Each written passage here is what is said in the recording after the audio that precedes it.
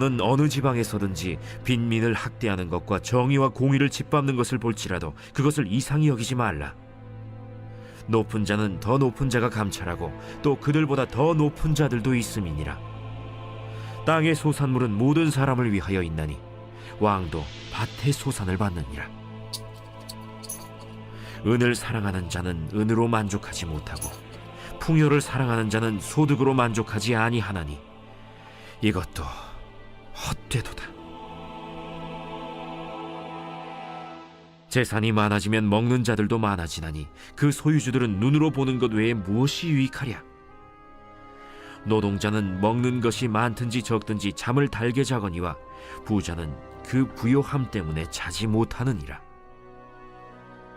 내가 해 아래에서 큰 폐단되는 일이 있는 것을 보았나니 곧 소유주가 재물을 자기에게 해가 되도록 소유하는 것이라. 그 재물이 재난을 당할 때 없어지나니 비록 아들은 낳았으나 그 손에 아무것도 없느니라. 그가 모태에서 벌거벗고 나왔은즉 그가 나온 대로 돌아가고 수고하여 얻은 것을 아무것도 자기 손에 가지고 가지 못하리니 이것도 큰 불행이라. 어떻게 왔든지 그대로 가리니 바람을 잡는 수고가 그에게 무엇이 유익하랴. 일평생을 어두운 데에서 먹으며 많은 근심과 질병과 분노가 그에게 있느니라. 사람이 하나님께서 그에게 주신 바 그 일평생에 먹고 마시며 해 아래에서 하는 모든 수고 중에서 낙을 보는 것이 선하고 아름다움을 내가 보았나니 그것이 그의 몫이로다. 또한 어떤 사람에게든지 하나님이 재물과 부요를 그에게 주사 능히 누리게 하시며 제 몫을 받아 수고함으로 즐거워하게 하신 것은 하나님의 선물이라. 그는 자기의 생명의 날을 깊이 생각하지 아니하리니 이는 하나님이 그의 마음에 기뻐하는 것으로 응답하심이니라.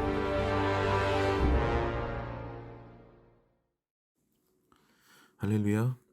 오늘 하나님의 말씀은 전도서 5장 8절부터 20절까지 말씀입니다. 오늘 말씀의 제목은 하나님을 믿는 자의 삶입니다. 옛 속담을 보면요, 재물은 귀신도 부린다 라는 말이 있습니다. 그만큼 물질의 유용함을 이야기하는 것이죠. 사실 요즘 현대사회에서 물질의 가치는요, 이전보다도 더 유용한 것 같이 보입니다. 단순하게 삶을 유지하기 위해서 물질이 수단으로 존재하는 것이 아니라 자신의 가치를 증명하는 데 물질이 막 더 소요가 된다는 그런 느낌이에요. 이른바 집과 차 그리고 옷을 구매할 때요, 그 기능도 기능이지만 이것들은 남에게 돋보이는 수단이 되기도 합니다. 나의 정체성이 되기도 해요. 그래서 나의 가치와 재물이 무관하게 느껴지지 않습니다. 그리고 이것은 내가 더 목마르게 되는 그런 계기가 되기도 합니다. 모두가 아시다시피 전도서의 저자는요, 솔로몬 왕입니다. 솔로몬은 유다 왕국 역사상 가장 빛나는 시기, 가장 부유한 시기의 왕으로 알려져 있죠. 역사의 기록을 보면요, 그가 누린 것은 그 당시 세상에서 가장 존귀한 부다라고 해도 과언이 아닐 정도입니다. 그런데 그가 기록한 오늘 말씀은요, 참 이채롭습니다.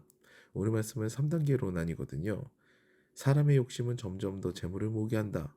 그런데 그 모인 재물로 사람은 오히려 근심 걱정에 빠진다. 오히려 받은 것을 족한 줄로 아는 하나님의 사람은 그 가진 것만으로 행복하다. 이것이 3단계입니다. 먼저 오늘 성서 기자는요, 세상의 부조리를 이상하게 여기지 말라고 합니다. 당연하다는 거죠. 어떤 것이 당연합니까? 뭔가 권력을 가진 자가요, 가난하고 무력한 자들을 오히려 짓밟고 그들의 것을 갈취하는 것이 세상의 당연한 논리다라고 이야기하고 있는 겁니다. 그것이 사람의 욕심에서 비롯된다라고 이야기하죠. 이것이 사람의 욕심은요, 가지게 되면 더 갖고 싶어지고 더 목마르게 됩니다. 하지만 전도자는 9절 말씀에서 이 부분을 비판합니다. 결국 땅에서 얻어지는 소산으로 한정된 음식을 먹는 것이 모든 사람이다. 그것은 왕이든 그렇지 않은 사람이든 가난한 사람이든 다 똑같다라는 거죠. 다시 말해 모든 사람은 하나님의 주권 아래 있다라는 것이죠. 그럼에도 불구하고 사람의 욕심이 끝이 없음을 전도서 저자는 지적을 합니다. 가지면 더 갖고 싶어져서 생각이 많아지고 번민하게 되니까 잠도 제대로 못 잔다고 이야기하죠. 전도서의 저자는 이것을 가장 큰 폐단이라고까지 이야기를 합니다. 13절 14절 말씀 보시겠습니다. 내가 해 아래에서 큰 패단되는 일이 있는 것을 보았나니 곧 소유주가 재물을 자기에게 해가 되도록 소유하는 것이라. 그 재물이 재난을 당할 때 없어지나니 비록 아들은 낳았으나 그 손에 아무것도 없느니라. 이 이야기는요, 재물을 소유하고자 하는 마음이 잘못되었다는 것이 아닙니다. 내가 감당할 수 있는 한계를 넘어서는 재물, 그 재물을 모으려는 행위가 문제라는 거죠. 참 신기한 것이요. 가지면은 더 갖고 싶은 것이 재물이고 사람의 욕심입니다. 사실 세상은요, 플러스의 개념으로 유지가 되거든요. 땅에 토마토 하나를 심으면 토마토 하나만 거두지를 않습니다.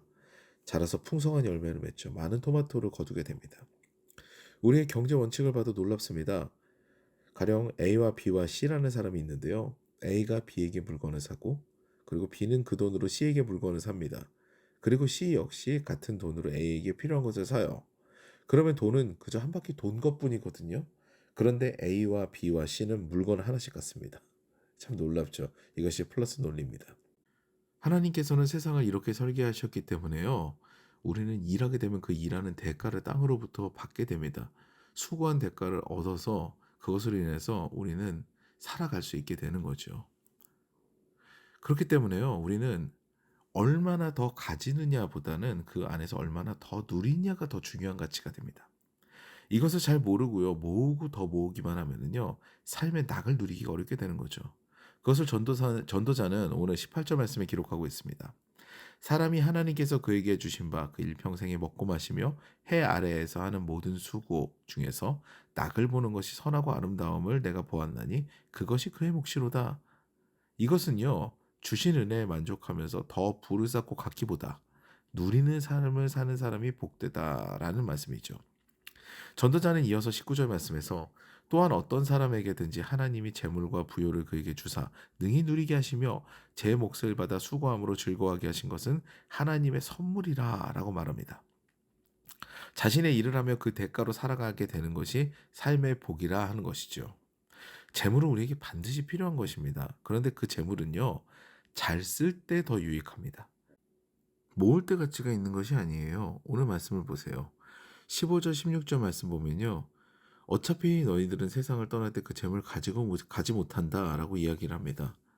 그러면서 재물을 내 한계 이상으로 욕심내는 것을 바람을 잡는 행위라고 이야기하죠. 바람을 내 손에다 가둘 수가 있을까요? 가뒀다고 할지라도 손을 펴면 바람은 날아가 버립니다. 이 바람을 붙잡고 있는 수고가 바로 재물을 더 가지려고 하는 수고라는 것이죠. 오히려 그 수고를 하는 시간에 그 시원한 바람을 누리는 것이 지혜인 것입니다. 하나님께서는 우리를 위해 물질 세계를 창조하셨습니다. 그것은 누리기 위함이지 그 안에서 욕심을 내기 위함이 아닙니다.